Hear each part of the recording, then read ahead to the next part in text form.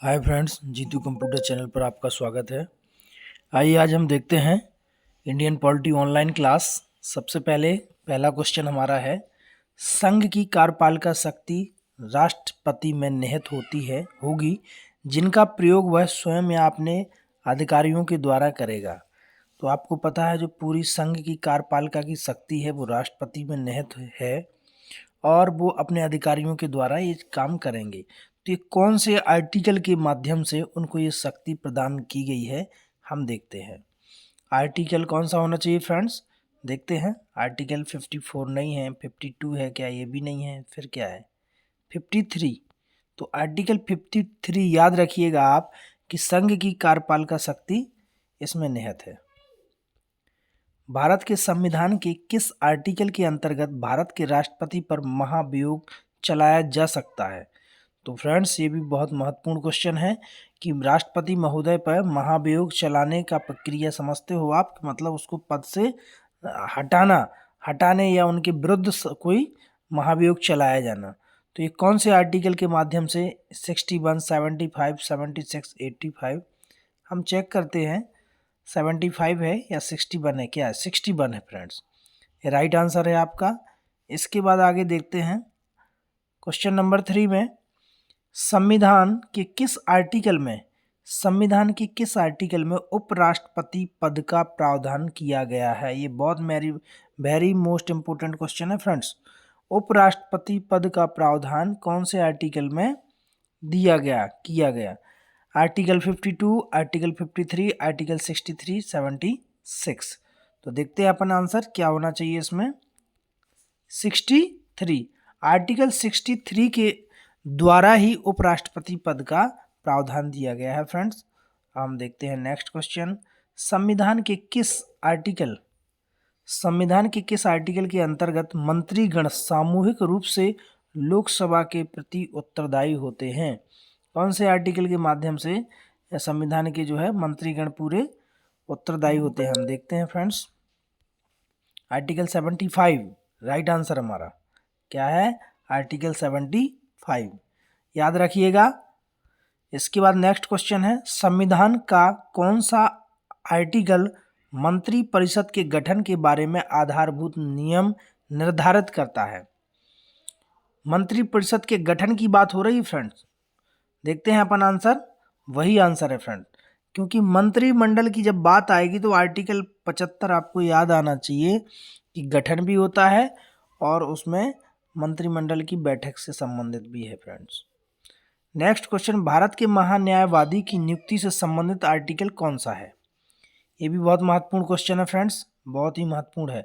भारत का महान्यायवादी, जो भारत में केवल एक ही महान्यायवादी का पद होता है, जो कि उनकी नियुक्ति होती है 53, 63, 76 किससे होती है? तो ये आपको पता होना चाहिए फ्रेंड्स। आर्टिकल 53 नहीं है, आर्टिकल 7 नहीं, ये भी गलत है। ये फ्रेंड्स थोड़ा सा अलग क्वेश्चन है, आप इसको विशेष ध्यान रखिएगा। आंसर ये भी नहीं है, देख रहे हैं आप, 3 बार ट्राई किया नहीं है, 76 इसका राइट आंसर है। मतलब आप देखिएगा भारत के महान्यायवादी की जो पद होता है वो एक ही होता है और 76 के माध्यम से उसमें नियुक्ति से संबंधित लिखा है। कौन सा अनुच्छेद संसद के दो अधिवेशनों के बीच 6 माह का अंतराल की अनिवार्यता का उल्लेख करता है? तो हम देखते हैं कौन सा आर्टिकल संसद के दो अधिवेशन, संसद में 2 अधिवेशन होते हैं, एक लोकसभा और राज्यसभा दोनों हैं, तो दोनों अधिवेशन के 6 माह का अंतराल अनिवार्यता है। कौन सा आर्टिकल है? तो मुझे लगता है आर्टिकल 82 है या 81 है, क्या है? हम देखते हैं फ्रेंड्स ना, 85, आर्टिकल 85।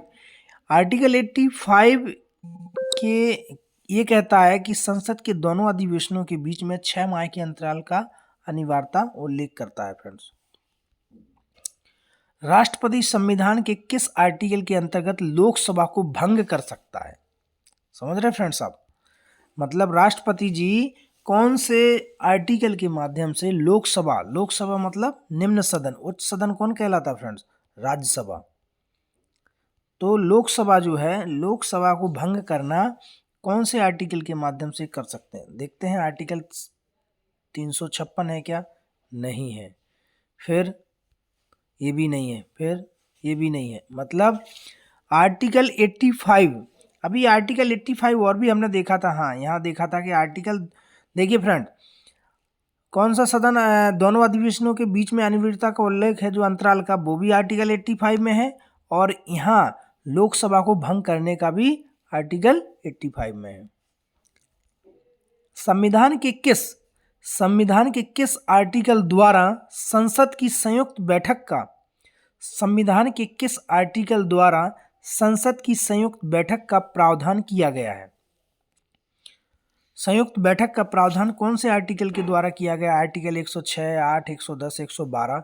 मुझे जहां तक पता है कि 112 या 108 होना चाहिए फ्रेंड्स। देखते हैं क्या आंसर आता है। 108 मैंने बताया था, मुझे कंफ्यूज था। अपन इसमें क्या है, ज़्यादा टाइम से यदि आप कंटिन्यू नहीं रहोगे तो ये चीज़ें धीरे धीरे भूलने लगती हैं। तो 108 इसका आंसर है। नेक्स्ट क्वेश्चन, लोकसभा एवं राज्यसभा के संयुक्त अधिवेशन के विषय में प्रावधान संविधान के किस आर्टिकल में किया गया है? तो फ्रेंड्स ये भी वही है, 108 होना चाहिए इसका आंसर, राइट आंसर है। याद रखिएगा, घुमा फिरा के क्वेश्चन पूछते वही है सब, लेकिन उसको थोड़ा सा घुमा देते हैं। अब एक और फ्रेंड्स आया क्वेश्चन, ये भी बहुत महत्वपूर्ण है। संविधान के किस आर्टिकल में धन विधेयक की परिभाषा दी गई है? विधेयक दो प्रकार के होते हैं फ्रेंड्स, एक धन विधेयक होता है, एक नॉर्मल विधेयक होता है। धन विधेयक जहां वित्त की बात आती है तो कौन से उसमें आर्टिकल में परिभाषा दी गई है इसकी? तो क्या होना चाहिए फ्रेंड्स, देखते हैं अपन क्या है। मुझे लगता है इसको होना चाहिए, नहीं है लेकिन हो सकता है ये हो। ये राइट आंसर है 109 या 10, तो 110 आंसर है। भारतीय संविधान का कौन सा अनुच्छेद भारत के संचित कोष से संबंधित है? समझ रहे फ्रेंड, आप कहते हैं कोषालय, कोष, संचित कोष, यहाँ बात हो रही है संचित कोष की, तो कौन है? तो देखते हैं 148, 146, 112 कौन सा है? तो मुझे आप बता सकते हैं, ट्राई करते हैं अपन कौन सा आंसर सही है। मतलब सभी हैं, देख रहे हैं फ्रेंड्स आप, 112, 146, 148 सभी आपके आंसर हैं, ये सभी कोष से संबंधित है। भारतीय संविधान का निम्न में से कौन सा अनुच्छेद भारत के राष्ट्रपति में अध्यादेश जारी करने की शक्ति प्रदान करता है? ये फ्रेंड्स बहुत महत्वपूर्ण क्वेश्चन है। भारतीय संविधान के कौन से आर्टिकल भारत के राष्ट्रपति में अध्यादेश जारी करने की शक्ति प्रदान करता है? समझ रहे हैं आप? तो हम देखते हैं फ्रेंड्स, ये हमारा आंसर 1, 2, 3 याद रखिएगा, मुझे लगता है यही होना चाहिए, आर्टिकल 123 राइट आंसर। ये फ्रेंड्स बहुत आप इसको रट लीजिएगा, मन में बैठा लीजिएगा कि भारतीय संविधान में आर्टिकल भारत के राष्ट्रपति को जो अध्यादेश जारी करने की जो शक्ति प्रदान करता है वो आर्टिकल 123 है। आर्टिकल 123 एक पावरफुल आर्टिकल है। इसके बाद संविधान के किस आर्टिकल में सर्वोच्च न्यायालय के न्यायाधीश पर महाभियोग चलाए जाने का प्रावधान है? तो सर्वोच्च न्यायालय के न्यायाधीश, समझ रहे हैं आप फ्रेंड्स, मतलब सर्वोच्च न्यायालय के न्यायाधीश की बात हो रही है यहाँ, मतलब सुप्रीम कोर्ट। हम बात करते हैं कि सुप्रीम कोर्ट के जो न्यायाधीश हैं उन पर कैसे महाभियोग चलाया जाता है। आपको पता है संसद के द्वारा ही चलाया जाएगा, लेकिन कौन से आर्टिकल के द्वारा चलाया जाएगा?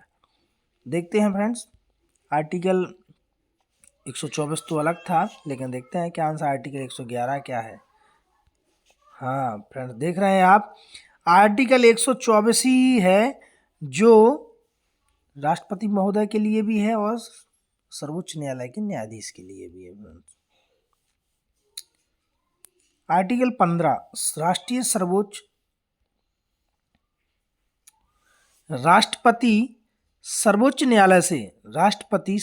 न्यायालय से संविधान के किस आर्टिकल के अंतर्गत परामर्श ले सकता है? राष्ट्रपति जो है सर्वोच्च न्यायालय के किस तहत ले सकते हो? तो आर्टिकल 352 होना चाहिए मुझे लगता है फ्रेंड्स। देखते हैं अपन क्या आंसर है।